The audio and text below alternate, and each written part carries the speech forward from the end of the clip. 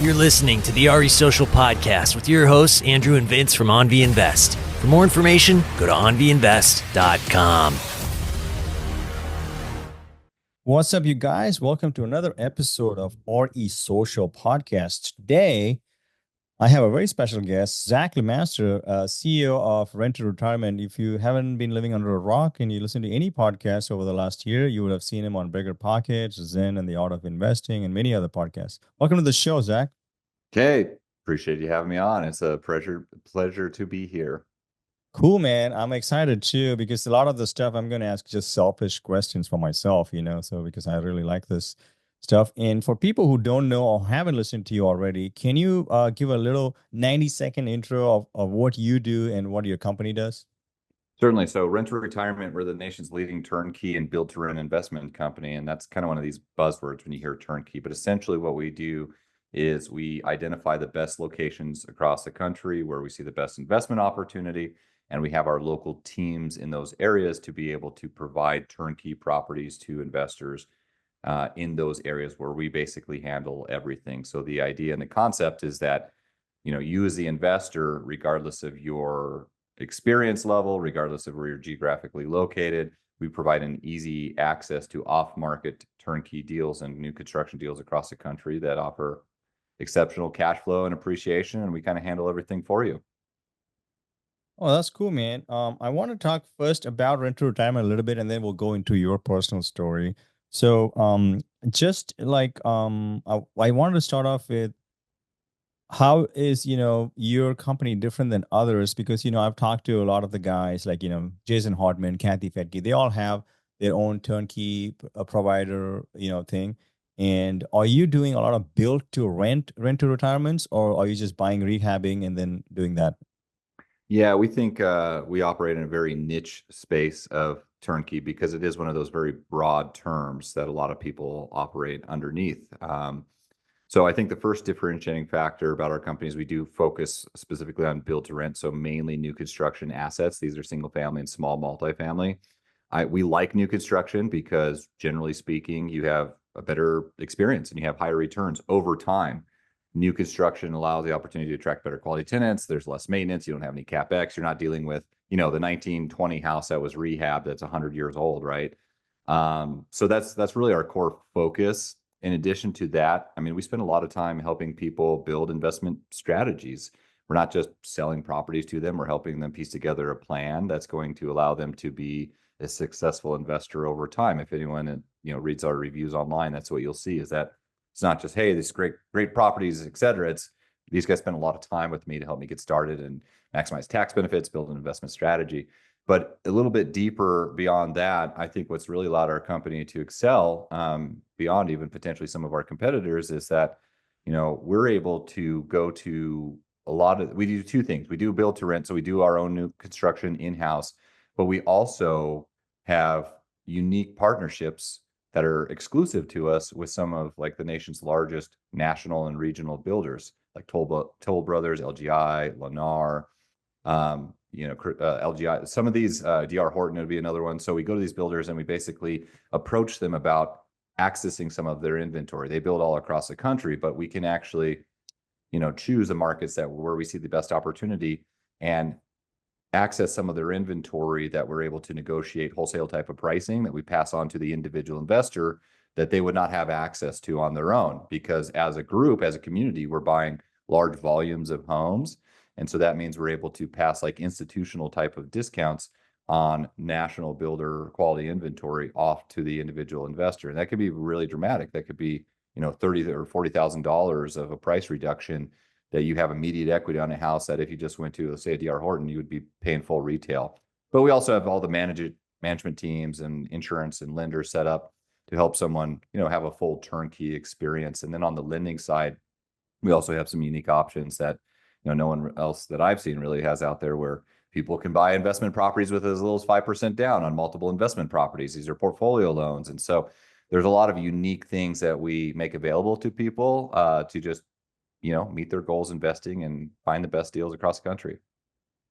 That's awesome, man. How does that work? I'm pretty familiar with all the loan products, non-QM, QM, or Fannie, all that crap. Now, how do you do a 5% down non-owner occupied investment loan because you have a portfolio loan product where you know the investors and they're like, yeah, that's cool. I'll take a 5% coupon on that or something. Yeah, I mean, these are basically going through local credit unions, so it's location specific, but we have local credit unions that we've established relationships with that we're able to provide lending options because of our relationship with those credit unions. Most credit unions you have to be a member of, and they have strict membership criteria. Often you have to be local. So in this case, you're leveraging our relationship with them to access those. But some of the best loan products we've seen are things like this 5% down loan option. A lot of people think you have to put 20 to 25% down on a pure investment property.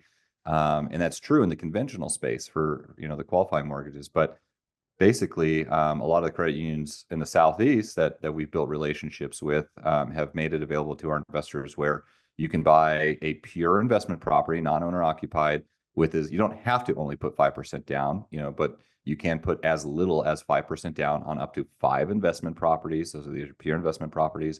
There's no PMI versus conventional. If you're putting less than 20% down, normally a PMI. There's no prepayment penalty. This is a 30-year loan that's made available to our investor network. And so could be very advantageous for people that have limited capital. You still have to qualify. You have to have good credit. You have to have, like 660 credit minimum. You have to have good DTI at 45%.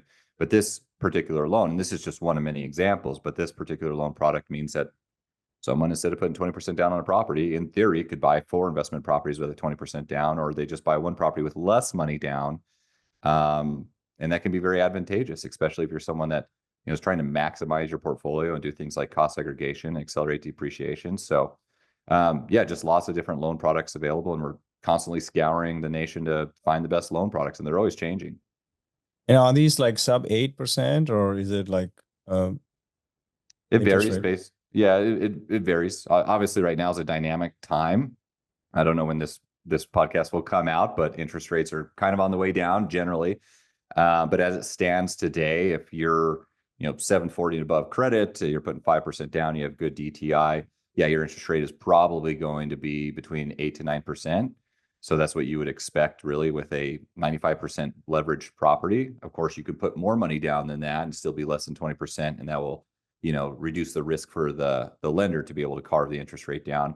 And a lot of times we're actually buying rates down for people. So this is kind of an interesting concept. I was speaking about this the other day, but we have national builders, like I mentioned previously, where they'll offer sometimes between 5 to 10 or above percent reduction in price on the property, but you don't have to take that as a reduction in price on a property. So let's use an example. On a $300,000 home, let's say you're using one of these local credit unions and buying it with 5% down, which would be $15K in that instance. Well, let's say we match it with an inventory with one of these builders that's offering a 10% price reduction. That 10% is really up to you as the investor, however you want to use that. You can take the immediate equity position, or you could also take that 10% as cash back at close. And so in theory, if you're using a 5% down loan and you're getting 10% back on that property, you could buy that property with virtually no money down and actually possibly get some money back in your pocket. The one caveat I'll say though is if you're buying a property with 95% loan on it, your cash flow may not be that attractive, right? But it just kind of depends on what makes sense for you. So those are just a couple examples. Yeah, man, that's very interesting. I actually started buying new builds last year. I'm in contract right now. Do you know Southeastern? They build in Tennessee and stuff. So I'm not familiar with Southeastern, but yeah, so those are good markets. Yeah, they're good markets outside Nashville. And I'm getting like 16.5 in credits, and they're also paying for a 2-1 buy down.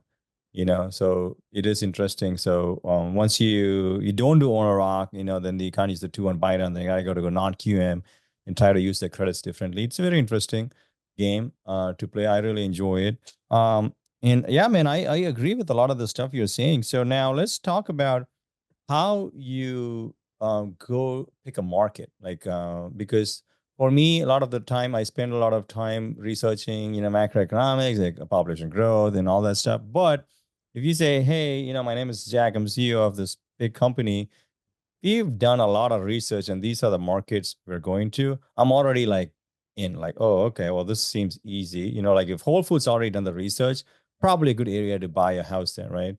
So how do you pick markets, and what markets are you in? So we have two main geographic areas that we focus on. One would be the Midwest. These are markets like Ohio, Indiana, Missouri, and then the majority of what we do, especially in the build-to-rent space, is the Southeast. Some of the markets that you mentioned. I mean, this is just generally that we know that there's a big population shift down to the Southeast. These would be areas like Texas, Alabama, Georgia, Florida, Carolinas. These are areas where there's generally an undersupply of housing, and there's high demand.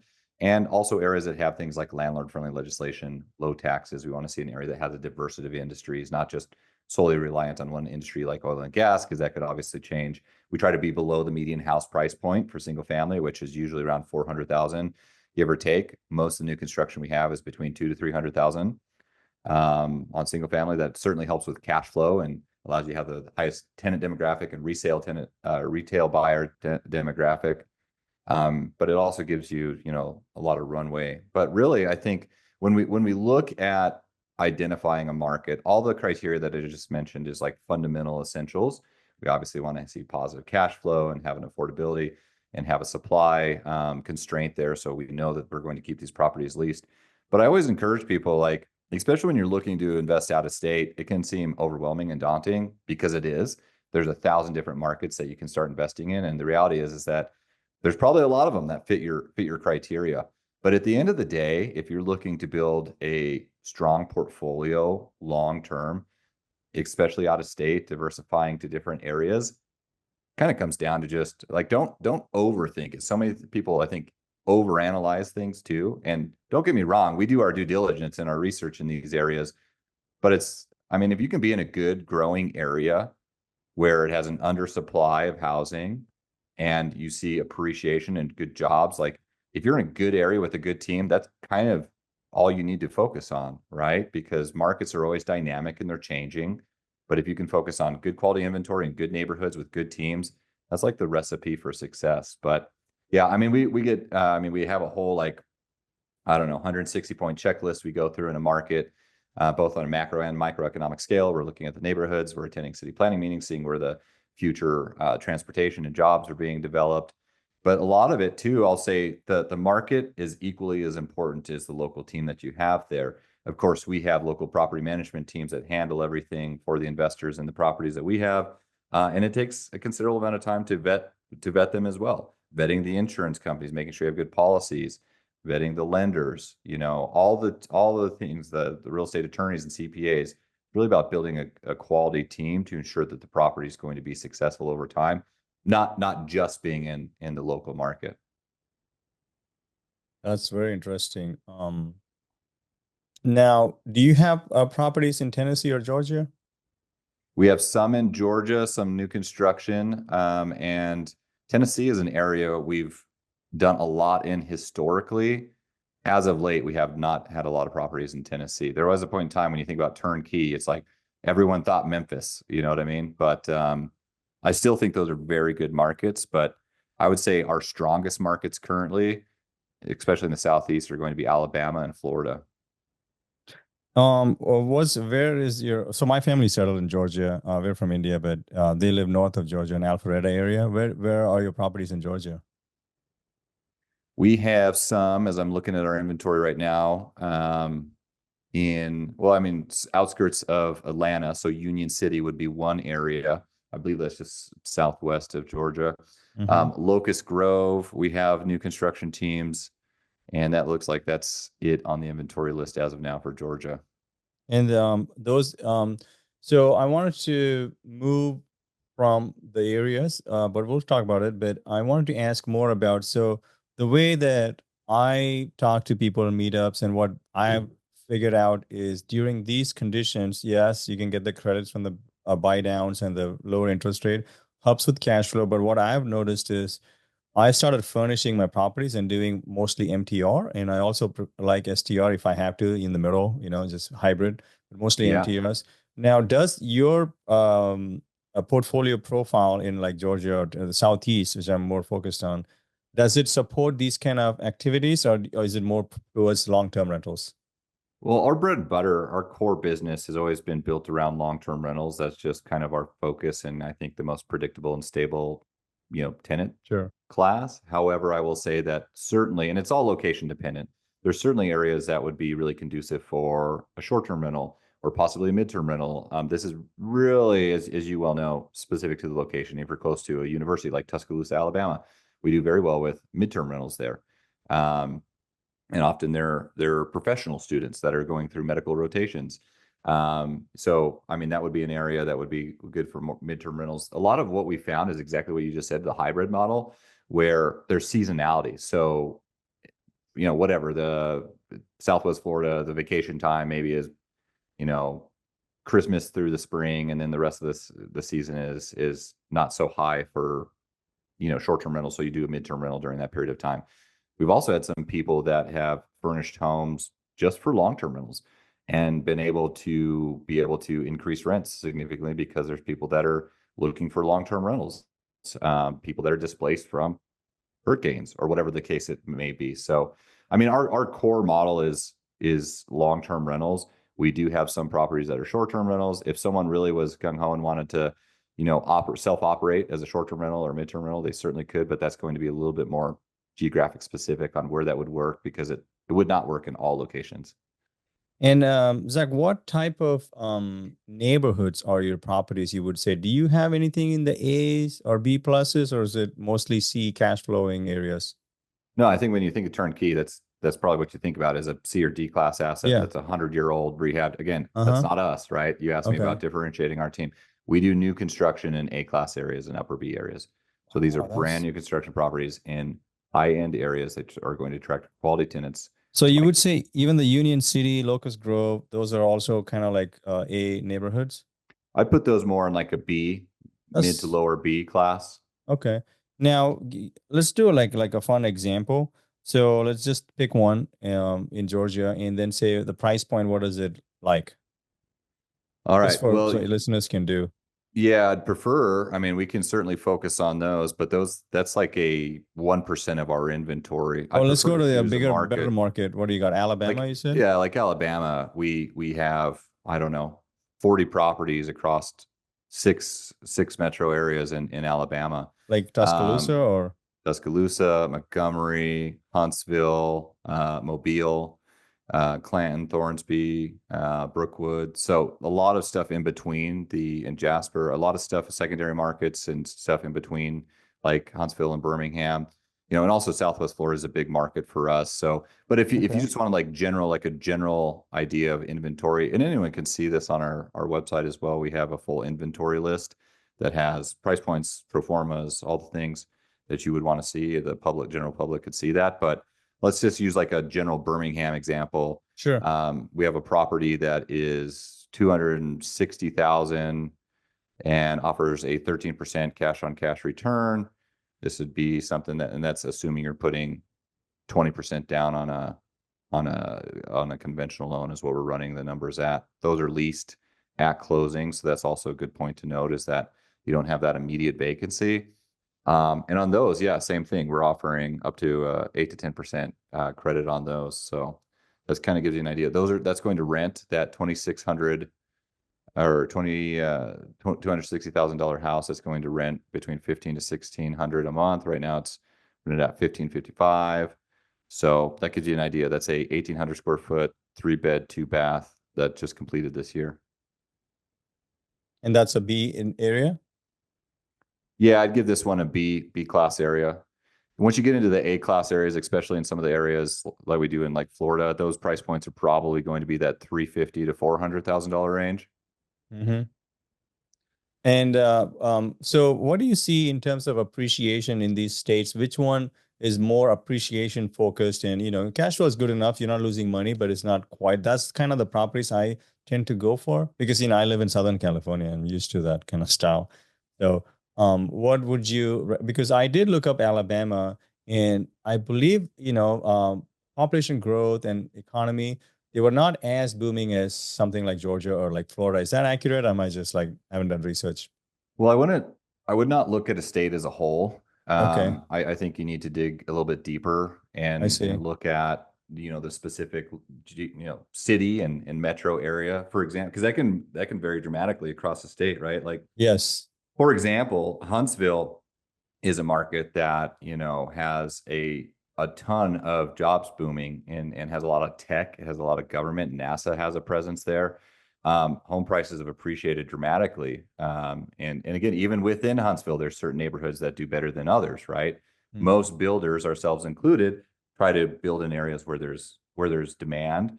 And generally speaking, the asset class itself, new construction generally has better appreciation from what we've seen. So I think, but if you're trying to like zoom out as a whole, areas, yeah, I mean, there's certain pockets in Florida that do quite well.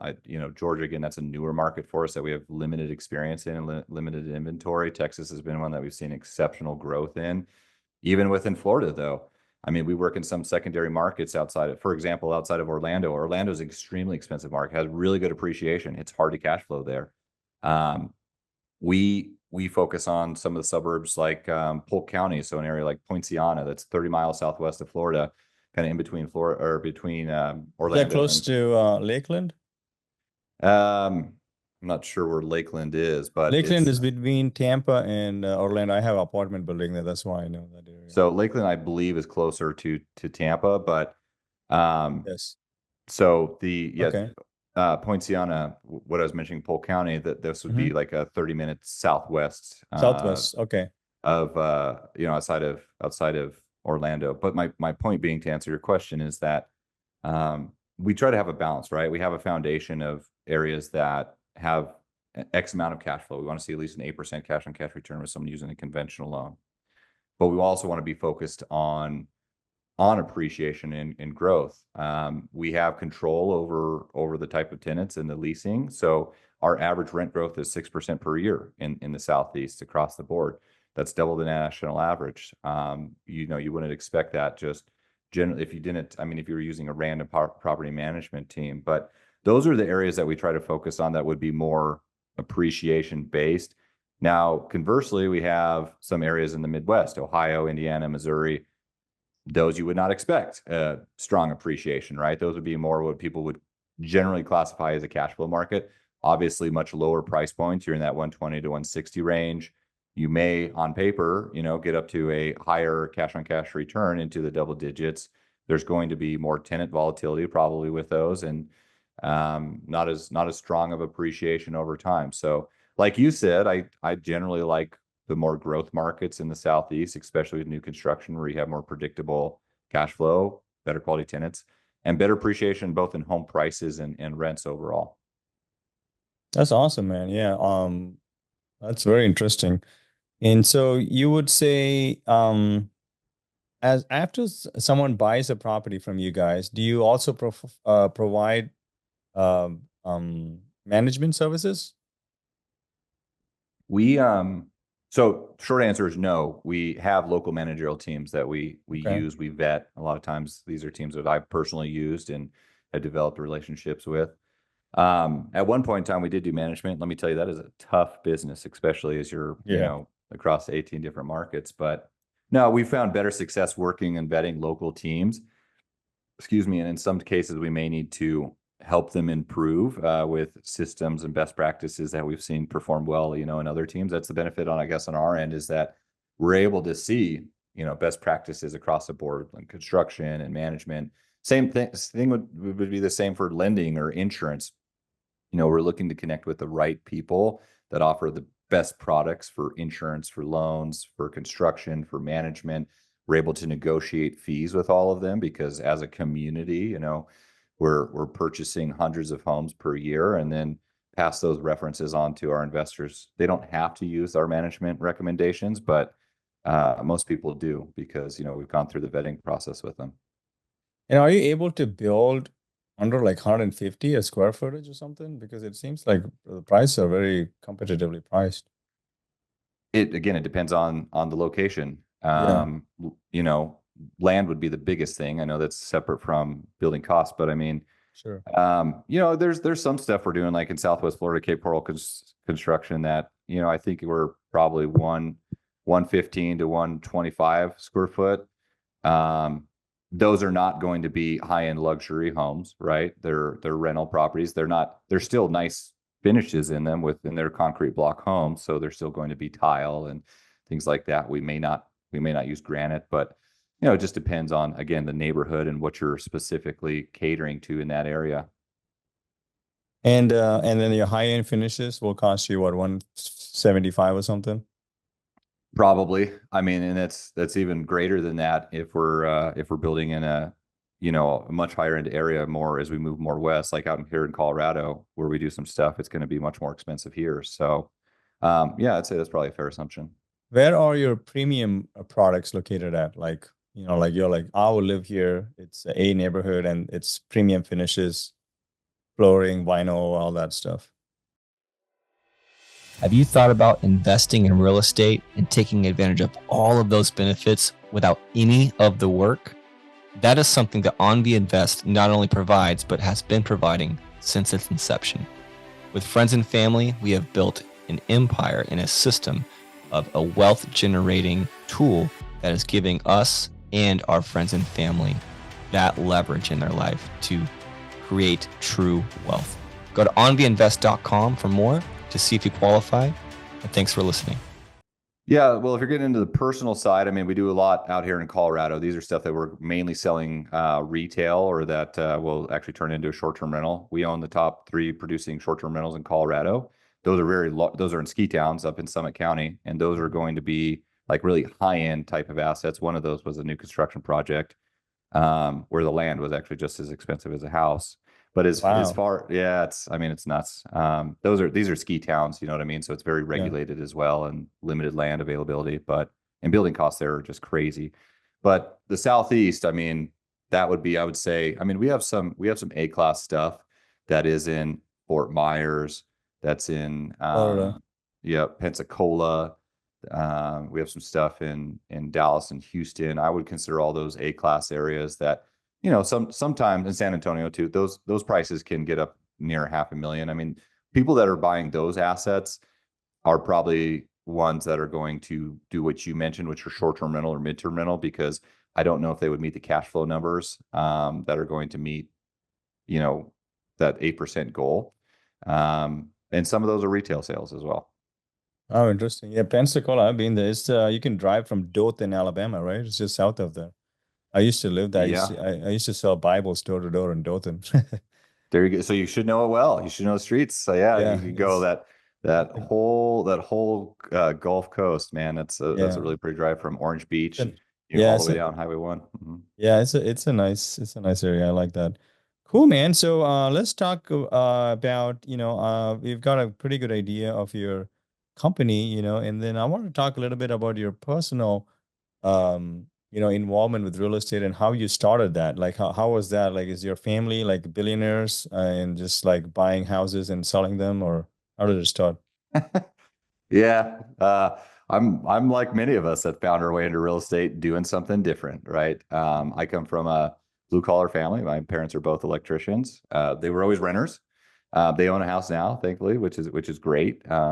But I went to school I'm from Wyoming. I went to undergrad there, went to grad school in professional school in Portland. I went to school to become an optometrist. So I met my wife in grad school. We got married. I joined the Air Force. I was on scholarship. So I was a captain in the Air Force for 7 years, practicing optometry. And that's where I really started investing in real estate. I don't know if there's a real big impetus for that. I mean, I have a whole backstory about my wife's Chinese and she's Canadian, and her family came over, like basically were refugees from Vietnam. And my father-in-law did do some real estate investing like later in life after multiple failing businesses. So that's a really inspiring thing. So he did plant the seed, like, hey, real estate, buy this. He always said, buy this house. You know, that's basically the number one thing he told me. But I mean, I started investing in real estate as an optometrist in the Air Force, where I got access to a VA loan, put zero money down on a duplex, house hacked it, lived in half, rented out the other.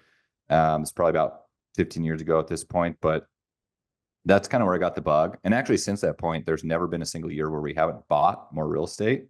We were stationed in North Dakota at the time, and we bought a few rentals. Next year, bought a couple more duplexes, some single family. Got to the point where we were able to, I guess, really cover our expenses, which was, I don't know, at that time, maybe $2,000 to $3,000 a month, which was great. I never had a goal of building this company or building a very large portfolio in real estate. I just wanted to be smart with my money and be a conscious investor, but also just never stopped investing because I enjoyed real estate. We started investing out of state in different locations where there was better opportunity than North Dakota, which there was a lot. It wasn't hard to surpass that, but that's kind of the impetus for rent to retirement, because we started investing in different locations where we saw better opportunity. Of course, we had a negative experience at first, and could talk about that if you'd like, but we overcame that and eventually just built a systematic approach to investing in different locations where it was more conducive to our goals, better affordability, better returns, better upside and appreciation over time. And that was really the foundation of rent to retirement, was helping people essentially do that same thing. As we had a lot of friends and family and colleagues that came to us and said, hey, we see this success you're having in real estate. Can you help us do the same thing, right? Can we invest with you? We don't have the time, the money, the knowledge, whatever the case is. We just want to own rental properties because we see that real estate's a good asset. And yeah, and then fast forward to where we are today. I mean, obviously we're running a successful company and help a lot of people acquire assets throughout the country and build kind of a strategy to reach whatever their financial goals are. That's awesome, man. So you started off in North Dakota, you said, buying stuff? Yeah, that's where I was stationed at the time. That's correct. Mm-hmm. Nice. So you were doing some house hacking, duplex. Your wife was cool with it? She was. She's always been, she hasn't put up a big fight on anything, but she also doesn't necessarily want to be involved. So, I mean, thankfully, even when we lost money on deals or had bad partnerships, because like all of us, we've had some of those horror stories, like, it didn't phase her too much. She kind of, I guess, had faith in me that we'd figure it out and do something Tell me else. about those, dude. Like, talk to us about like the failed one and how you kept going after that. Yeah. How much time do we have?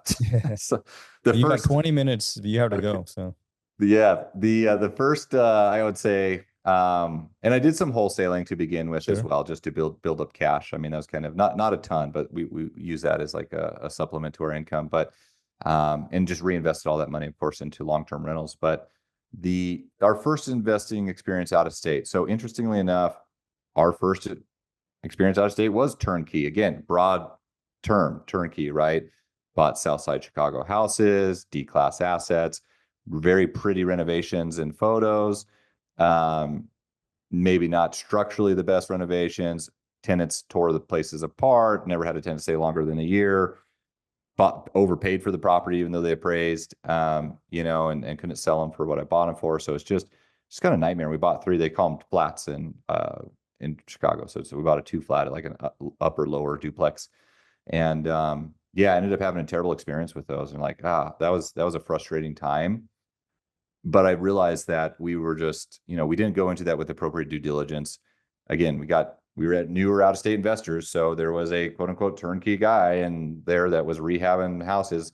We certainly would not have invested in those same locations now and would have done things significantly differently, but you live and learn. And School of Hard Knocks, I mean, that was really, though, the catalyst behind us wanting to do what we do now, is find a better way, have a better systematic approach to identifying the markets, the locations, better teams. At the end of the day, it's about better teams.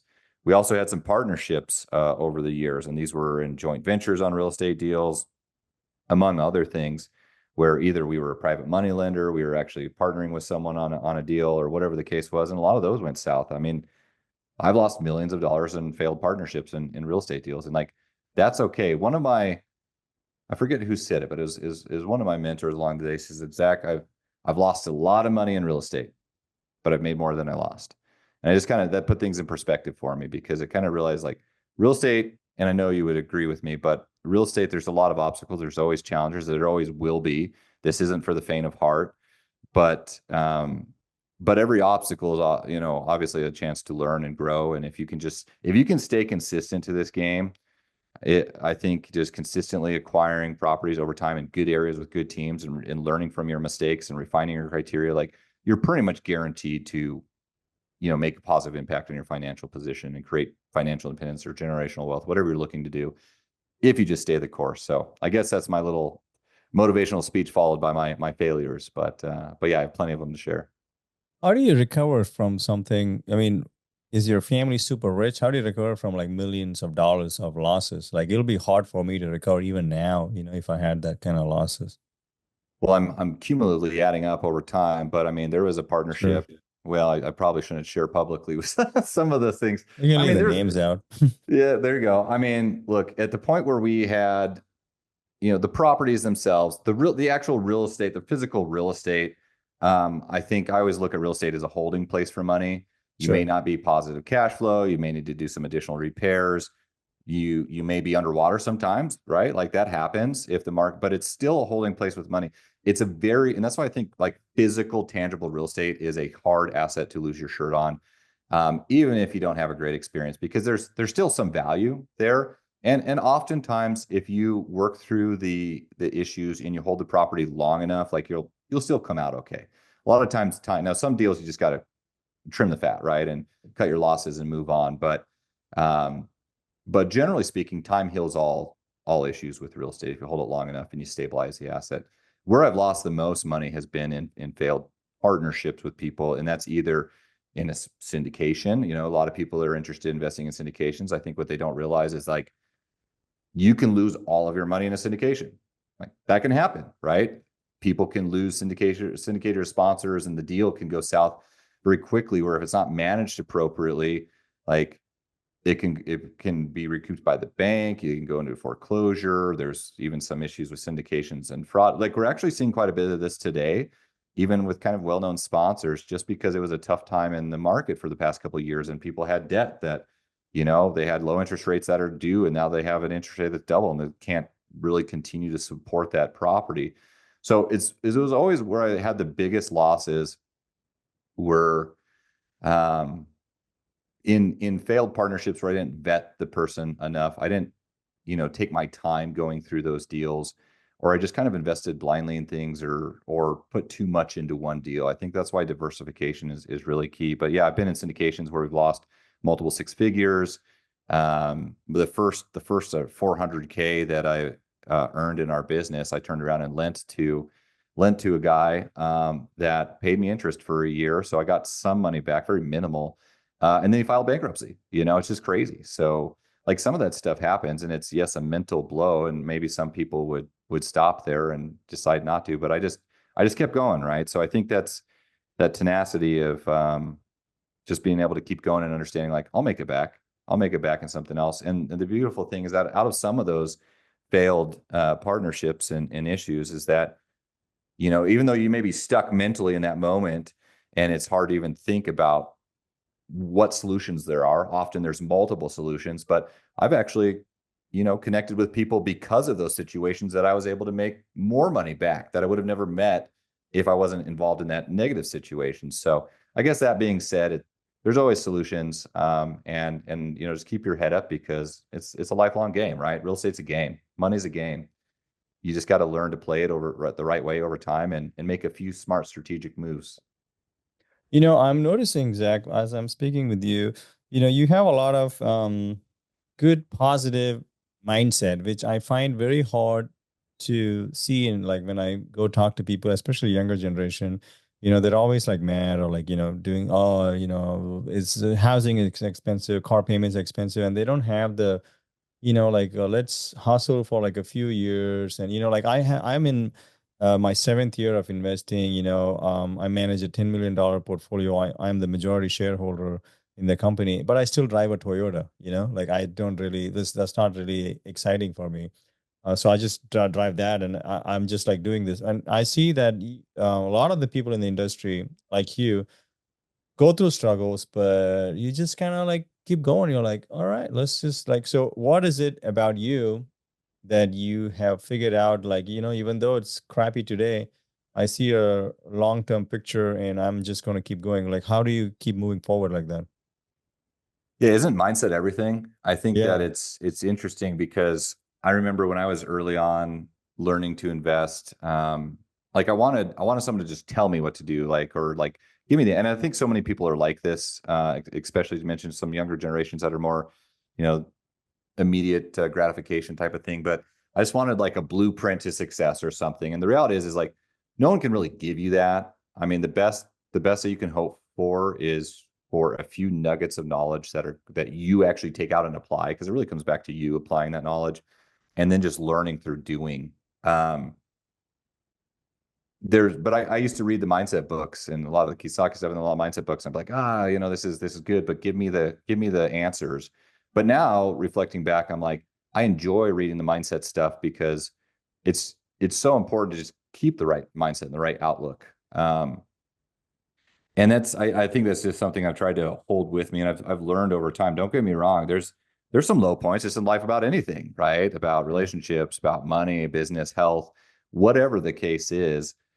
But I think I've just learned to have thick skin over time. Today, in running this business, it's tough because, we have thousands of investors every single year that are acquiring assets, and we try to set them up for success. But this is real estate. Not everyone's going to have the perfect experience, right? This is investing, and then those, some people get online and just blast you about stuff. And we generally have very good reviews. We have more 5-star reviews on Bigger Pockets than any company on there, but I mean, there's a lot of people that still affects me, personally when someone goes on and takes personal jabs at you. But I don't know how to answer that question, like how I'm any different. I don't think I am. I just think like I'm the type of person, if someone tells me I can't do something, I'm going to go and do it even more or work more hard towards it. And I've always been someone that's like, if I say I'm going to do something, I'm going to do it. I'm going to put my nose down and do it until it gets done. And I guess I'm just determined and thick-headed to that regard, to my wife's dismay sometimes. But yeah. That's cool, man. Yeah, thanks for sharing. It's not a one answer I was looking for. I'm just trying to see, how people think, and I always find it as a common denominator. Like I don't know who said this, but somebody said you only fail. I think it's Grant Cardone. You only fail when you quit. You can't fail otherwise. So you could keep going. The first So property true. we bought was in a D neighborhood in Bakersfield, and man, every day I would be like, it was my buddy Andrew. We own the company together, and we'll be like, I think we should sell this, dude. I don't think this is working out, and it was like, I don't know. The mortgage was less than $2,000. Now I think about it as a freaking joke. Like, who cares, right? And we were just like struggling for like 6 months to like 9 months, and but eventually, it went on to make money, and we sold it for over a 6-figure profit in 4 years. But I'm just saying, like, but the first year it was just like, oh my God, this is the worst. Should we sell this every day? But it's not because we are smart or anything. It's just because we decided to stay in the game, eh, in spite of it not making any money. It's very So, interesting.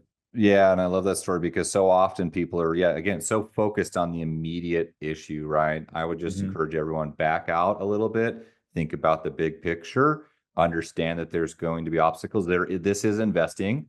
There's always going to be challenges. Those are never going away, right? So you better become comfortable dealing with challenges. Now, there's certain things you can do to minimize those and improve your investing, but yeah, I mean, a lot of people tend to be so focused. Newer investors, especially, tend to be so focused. Oh, this tenant's not paying this rent this one time, or later I got a victim, or there's this repair issue, or whatever. Like, those things happen, right? But if you can back out and just look at the big picture and remember your why, always go back to your why, and just be determined to figure it out. There's always multiple solutions for every one of those issues. You just may not know them yet. Yeah, that's awesome, man. And so we're coming towards the end. We only got 10 minutes. I know you got to go. So I want to hit you with some. I always like to finish with this. It's good to talk about, where we started and how all of this your company works and all that. But I want to give like action taking stuff for the listeners, because people it's hard for people to take action, and they just listen and they say, oh, work great for Zach, but it's not going to work for me, some kind of stuff. So for the listeners who are listening, we're trying to buy the next or the first investment property. Now, what do you think of the current economy? There's always something going on. There's a war in Israel, there's a war in Ukraine, or something's going on. So people can never invest. They always have excuse. Oh, there's an election coming. I'm going to wait and see if Trump wins or Kamala wins, right? So what do you tell to those people? Should they wait or should they buy? And if they have to get in, how do you make that step? Yeah, I mean, obviously you have to get in the game, right? The Yeah. old saying goes like, it's like planting a tree. The best time to invest in real estate 20 years ago, the next best time is today. I mean, time is either your friend or your adversary, right? It could be your best advocate for growing real estate, and it often is, because quit looking for that needle in the haystack deal or reasons not to invest, and just find a way to invest. Surround yourself with like-minded people, go to accountability meetings, set yourself a goal, write it down, put it on a board, revisit it put it there so you see it every day. Buy your next property in the 90 days. whatever the case is, get into the game.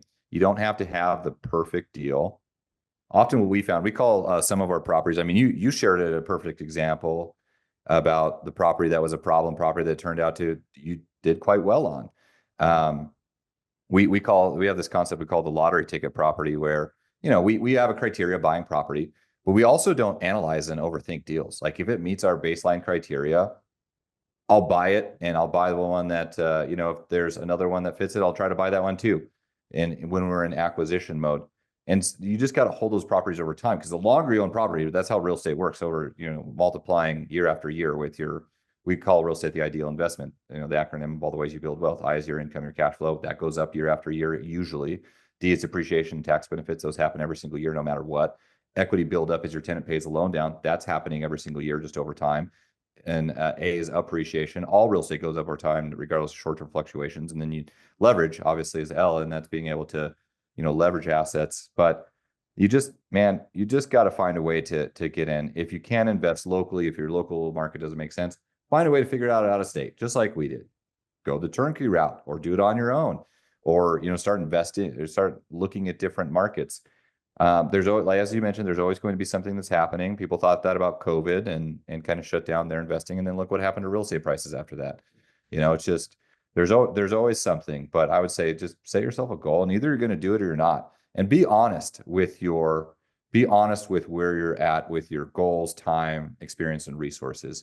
Meaning, if you're a brand new investor that's working a full-time job and you don't have a lot of disposable capital that's in reserves, maybe flipping a house is not the best thing for you. So many people are attracted to flipping a house or burring because people talk about it online. And, I did this and this. And then we talk to a lot of people that are 3 years into a flip and they're still not completed it, and they're way underwater on it. So, think about what real estate could do for you individually, how you're going to use it, and find people to network with and that can support you to do whatever you need to do to get into that first deal in the next 90 days. I would challenge anyone that's been thinking about this for a long time. Now's the time. Now's especially the right time. We were talking about builder incentives. As rates likely come down over time and more buyers enter the market, builders are sitting on inventory right now. So they're very keen to provide incentives to get it off their books. And it's a really unique buying opportunity. So I'm going to rant on forever. So let me stop, and then we'll hit your next question. No, this is good. I love rants. Especially both of us drinking Monster. It's going to be great. I love rants. Now, the last question I do wanted to ask is, let's say they listen to your rant and they're like, dude, Zach's got a point. I'm going to get in. They decide to get in. What are the things they should look for? They're looking at renttoretirement.com. TO, guys, not the number 2, TOretirement.com. Thank you. And they're looking at it. What metrics are they looking for? They're looking for population growth, or what's like job growth. The little neighborhood, is there a different website you go to, like city.gov, to like find out little pockets of neighborhood? Like, what should they look for, cash on cash, to buy that house or not buy that house? Every person is going to be in a different scenario. There's no one size fits all. Every market is different. As far as pulling data, you can find a lot of data just from census data. Now, it's a little dated, but it's at least accurate with not biased. So there's a lot of good data out there. But at the end of the day, I'd say if you're just looking to, develop your criteria, and then review that with someone. Yeah, if you're talking to our team at Rent to Retirement, we spend ample time to go through and help you develop that criteria and that strategy. Maybe you're a person, everyone has different capital positions, different timelines, resources, they're different buy box. So, some person may be better suited for one market versus another, one asset class versus another. Maybe that $150,000 house in the Midwest that has got better cash flow, and you're okay with not receiving as much appreciation over time. Maybe you're someone who's a high income earner and you like the really more passive nature and the higher upside. So Southeast new construction would be better for you. Maybe you're someone you have a high tax liability this year because you're making a lot of great money. Well, great. That's an easiest way to give yourself an immediate raise, is to pay less taxes. There's a lot of unique things in real estate that you can actually take your passive losses converted to your active income. Now, that's involved, of course, but just start learning about those things, and then just develop a small buy box, and then go out and buy that property, because your first property is likely not going to be the most impactful or most important property financially for you, but it will be mentally and emotionally to get in the game.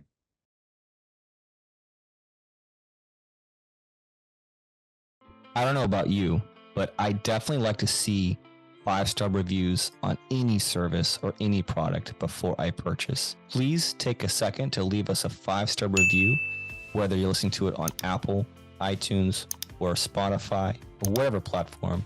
Take a second, goes a long way, helps us a lot to grow the channel, and thanks for listening.